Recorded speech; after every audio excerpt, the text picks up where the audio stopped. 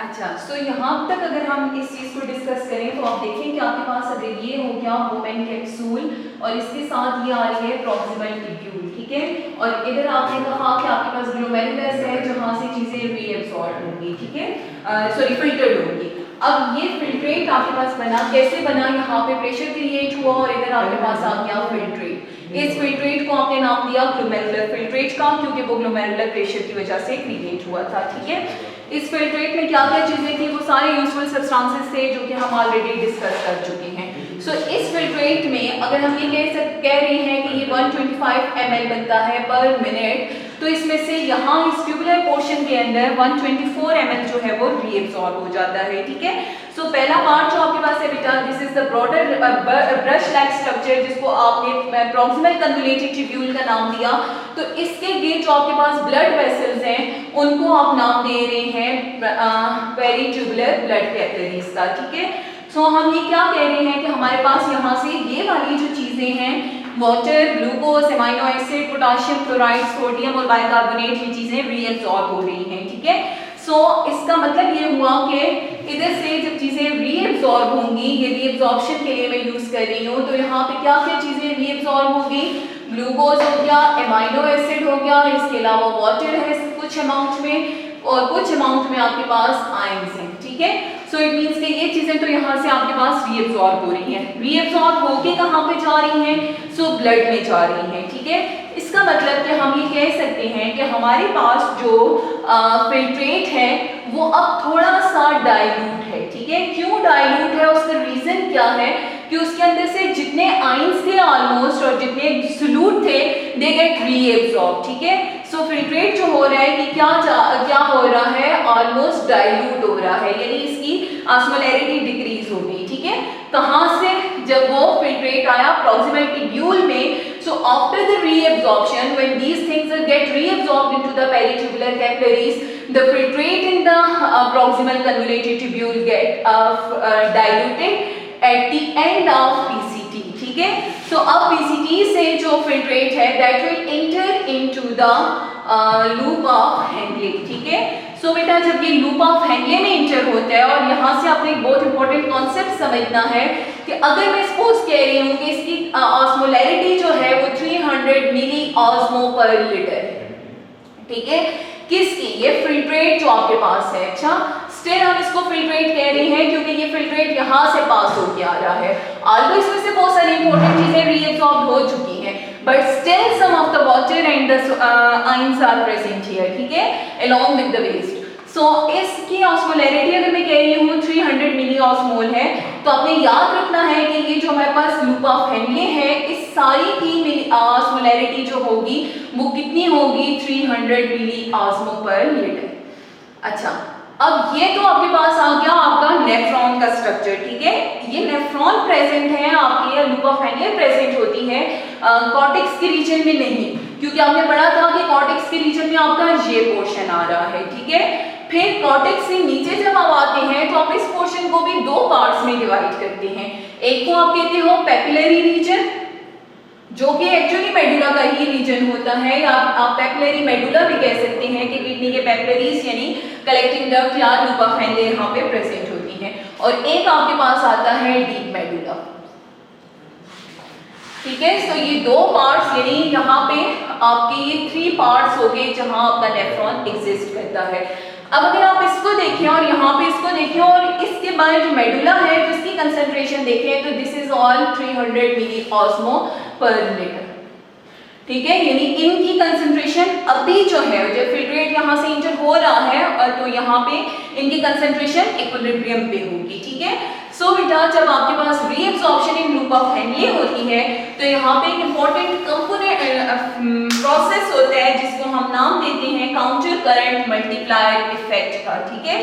So this counter current multiplier effect जो कि हमारे पास होगा लूप ऑफ हेनले के अंदर, और इसमें definitely reabsorption of salt and water होंगे, क्योंकि as we already have discussed that water is reabsorbed from the descending limb, क्योंकि descending limb is permeable to water, and NaCl is reabsorbed from the ascending limb। यहाँ इसकी osmosis होती है या diffusion होती है, और यहाँ पे इसकी एक्टिव ट्रांसपोर्ट होती है, ठीक है। सो याद रखिएगा सोडियम क्लोराइड जहाँ पे भी मूव करता है this is done by the active transport and from the sodium potassium pump, यानी अगर सोडियम मूव करेगा तो उसके बदले पोटाशियम इन भी होता है, ठीक है।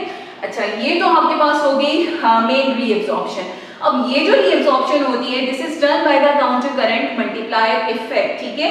क्या कहते हैं काउंटर करंट मल्टीप्लायर इफेक्ट को? बहुत इंपॉर्टेंट फिनोमेना है।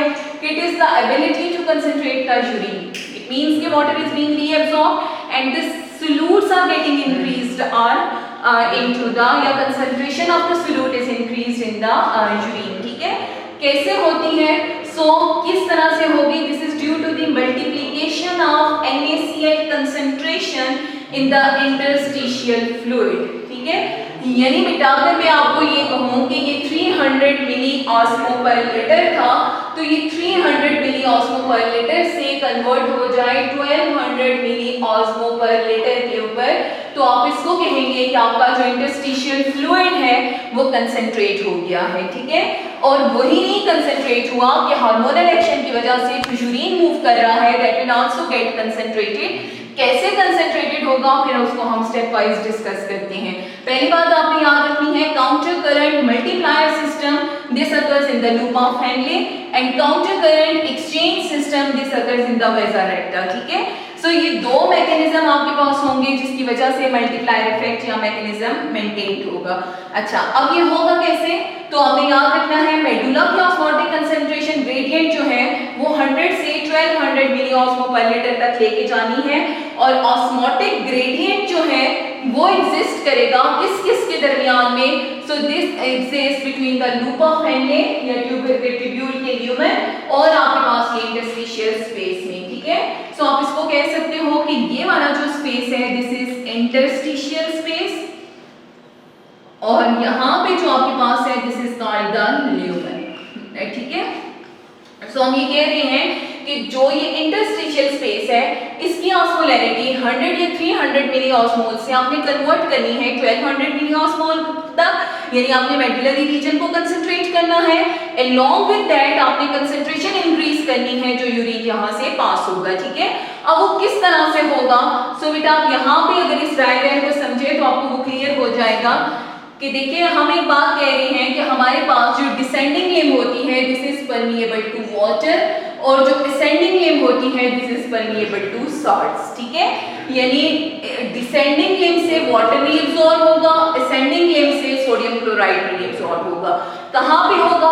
डेफिनेटली वो आपके पास जाएगा इसमें क्या कहते हैं आपके वेजा रेक्टा में और वेजा रेक्टा प्रेजेंट है आपके इंटरस्टिशियल फ्लूइड के साथ, ठीक है। अच्छा, अब देखें जब यहाँ से फ्लूइड एंटर हुआ था तो the osmolarity of the whole kidney was 300 milli osmol, ठीक है।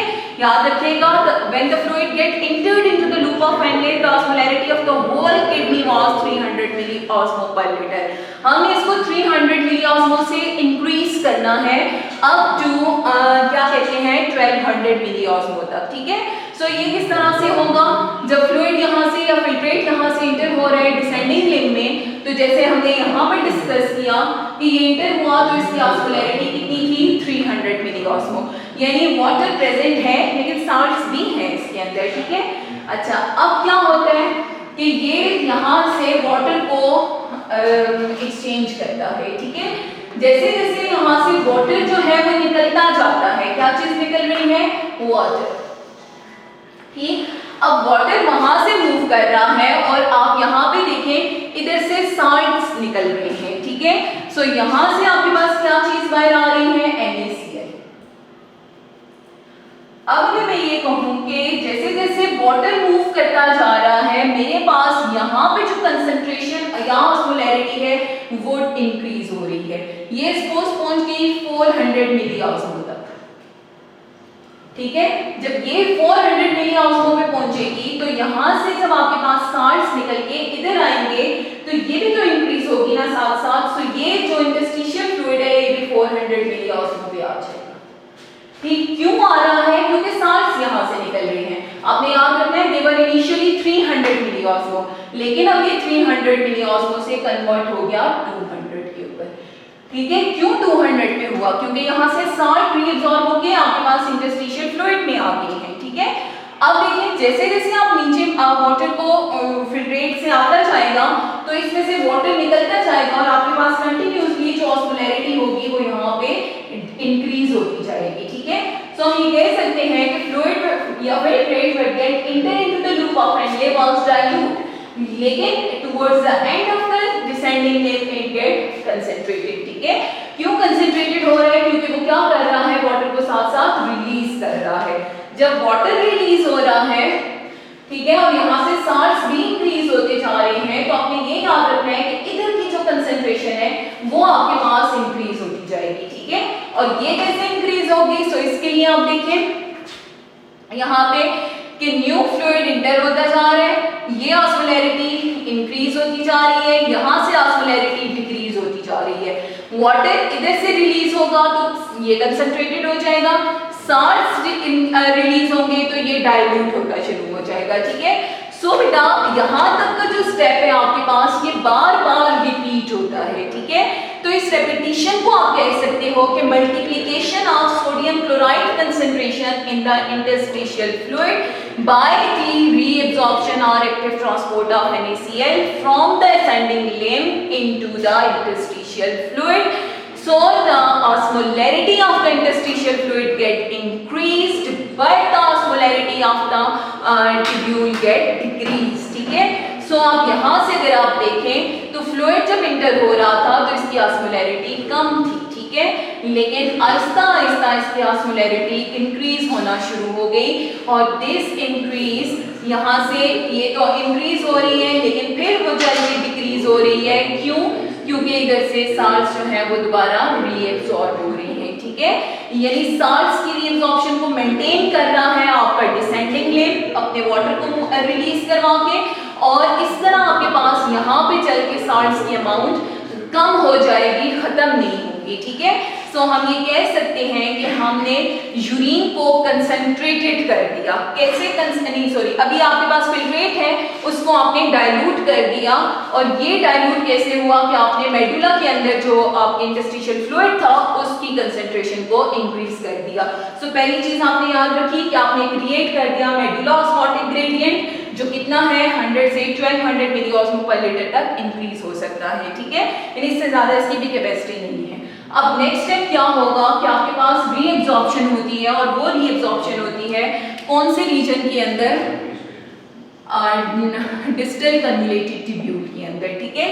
अब डिस्टल कन्वोल्यूटेड ट्यूब्यूल के अंदर जो रीएब्सॉर्प्शन होती है बेटा वो भी आपके पास साल्ट्स की भी होती है, यानी कुछ अमाउंट में साल्ट स्टिल प्रेजेंट है, हालांकि जब यहाँ से आ रहा है तो इट इज राउंड अबाउट 150 मिलीऑस्मो, ठीक है, बट स्टिल साल्ट्स जो है वो प्रेजेंट हैं, साल्ट्स भी हैं और डाइल्यूट अमाउंट में वाटर भी प्रेजेंट है, ठीक है। सो अब क्या होगा कि दिस डिस्टल कन्वोल्यूटेड ट्यूब्यूल के अंदर रीएब्सॉर्प्शन होनी है, और ये रीएब्सॉर्प्शन आपके पास जो होगी this is done by the hormone ADH। So it means कि ADH जो आपने पहले पढ़ा था एपोप्रोटीन चैनल्स को ओपन करेगा और यहाँ से किस चीज को रीएब्सॉर्ब करवाएगा? वाटर को, ठीक है। So water is getting reabsorbed into the peritubular capillaries, ठीक है। और इसके अलावा जो साल्ट्स हैं, कौन से साल्ट? सोडियम और पोटाशियम, इनका एक्सचेंज होता है, ठीक। सोडियम जो है वो यहाँ से मूव करेगा और पोटाशियम जो है वो ब्लड से रिलीज होगा, ठीक है। सो इट मींस कि अब अगर आप देखें तो आपके पास अगेन जो ऑस्मोलैरिटी है वो इन साल्ट्स के रिलीज होने की वजह से, कौन से साल्ट्स के? पोटाशियम और बाकी जो आयंस हैं उनकी वजह से, ठीक है, इसकी ऑस्मोलैरिटी फिर इंक्रीज होना शुरू हो जाएगी, और यहाँ से भी कंप्लीट वाटर नहीं होगा। अच्छा, तो इधर 150 इंटर हुआ था, 150 से कुछ साल्ट्स इसमें दोबारा इंटर हो रही हैं, सिक्रीट हो रही हैं, और ये आ गया अब 150 से 200 के बाद ये 300, फिर 500, 700 और इसी तरह ये आ जाएगा फाइनली 1200 किस तक? मिलीऑस्मो पर लीटर तक, ठीक। क्यों ऐसा क्यों हुआ है? तो इसका रीजन आपने याद रखना है कि हमने कहा था कि ADH जो है वो इस पे भी एक्ट करता है और कलेक्टिंग डक्ट पे भी एक्ट करता है, तो यहाँ से वाटर को ये क्या करवा रहा है? साथ साथ रीएब्सॉर्ब, ठीक है। सो फाइनली अगर आप देखें तो हमने कंसंट्रेशन ऑफ मेडुला भी इंक्रीज कर दिया और कलेक्टिंग डक्ट की जो कंसंट्रेशन है वो भी इंक्रीज होगी। क्यों इंक्रीज हुई है? By the reabsorption of the water from the by the hormone ADH, और इस ट्यूबुलर रीजन के अंदर से आपने वाटर जो उतना भी था उसको ऑलमोस्ट रीएब्जॉर्ब करवा दिया। तो अब हम जो यूरिन प्रोड्यूस करवाएंगे वो कंसंट्रेटेड यूरिन होगा। सो इसलिए हम कह सकते हैं कि काउंटर करंट मल्टीप्लायर मैकेनिज्म के थ्रू कंसंट्रेटेड यूरिन की प्रोडक्शन होती है। ठीक, अच्छा ये बात तो होगी। अब एक चीज जो इसका थर्ड फंक्शन है वो आपके पास है सिक्रीशन। तो सिक्रीशन किन सब्सटेंसेस की होती है बेटा, ये आपने याद रखना है कि सिक्रीशन हमारे पास होती है कन्वोल्यूटेड ट्यूब्यूल्स के अंदर। और कौन सी चीजें सिक्रीट होती हैं? देखें, रीएब्जॉर्प्शन था, ट्यूब्यूल से ब्लड कैपिलरी में जाना, इसको आपने रीएब्जॉर्प्शन का नाम दिया। लेकिन अगर ब्लड कैपिलरी से कोई चीज ट्यूब्यूल में आएगी तो उसको आप सिक्रीशन कहेंगे। ठीक है, सो इट मींस के यहाँ से कुछ चीजें सिक्रीट होकर ट्यूब्यूल्स के अंदर आती हैं। सो वो क्या क्या चीजें हैं तो आपने याद रखना है बेटा। एक तो हम ऑलरेडी कह चुके हैं हाइड्रोजन आयन, इसके अलावा अमोनियम आयन है, पोटाशियम है, यूरिया है, एंड क्रेटिनिन है, और फाइनली एंटीबायोटिक्स है। So these drugs are these molecules are secreted into the tubules from the blood capillary so that they get removed with the urine। और इन ions की वजह से यहाँ चल के आपके पास जो इसकी ऑस्मोलैरिटी होगी वो भी इंक्रीज हो जाएगी। ठीक है, so these are the functions of nephron. हमने 4 नेफ्रॉन की फंक्शन डिस्कस किए। पहला अल्ट्राफिल्ट्रेशन, जिसमें आपने ये कहा कि ग्लोमेरुलर फिल्ट्रेट प्रेशर के थ्रू ग्लोमेरुलर फिल्ट्रेट पास होता है। ग्लोमेरुलर फिल्ट्रेट की रीएब्जॉर्प्शन तीनों ट्यूबुलर बल्कि चारों ट्यूबुलर पार्ट्स के अंदर होती है। प्रॉक्सिमल ट्यूब्यूल में सबसे ज्यादा होती है, मैक्सिमम 124 ml जो फिल्ट्रेट है वो रीएब्जॉर्ब हो जाता है। उसके बाद जब चीजें रीएब्जॉर्ब होकर लूप ऑफ फेनले में आती हैं तो loop of Henle is very important for creating the counter current multiplier mechanism. फिर इससे क्या होगा कि यहाँ से जब सोल्यूट इंटर हो यानी फ्लूइड इंटर होगा तो उसकी कंसंट्रेशन इंक्रीज होती जाएगी, और इधर से जब वो निकलेगा तो उसकी कंसंट्रेशन डिक्रीज होती जाएगी। ठीक है, यानी यहाँ से अगर डाइल्यूट आ रहा है तो इधर आके वो कंसंट्रेटेड हो जाएगा, लेकिन यहाँ से क्योंकि साल्ट्स को वो रिमूव कर रहा है तो इधर आप पहुँच के वो डाइल्यूट हो जाएगा। ठीक है, फिर वाटर की रीअब्जॉर्प्शन हो रही है तो इधर पहुँच के वो दोबारा से कंसंट्रेटेड हो जाता है। So this concentration of urine is created due to the counter current multiplier mechanism. Finally हमारे पास सिक्रीशन है जिसके थ्रू हार्मफुल ड्रग्स जो होती हैं वो ब्लड से इसके अंदर सिक्रीट हो जाती हैं, और फिर यूरिन जो है वो पेपिलरी रीजन में आएगा, पेपिलरी से उसी तरह माइनर मेजर के लाइसिस में, फाइनली पेल्विस और फिर यूरिटर के थ्रू रिमूव हो जाएगा। ठीक है, so these were the functions of nephron. अगर कोई क्वेश्चन हो तो जरूर पूछिएगा। अपना ख्याल रखना। अल्लाह।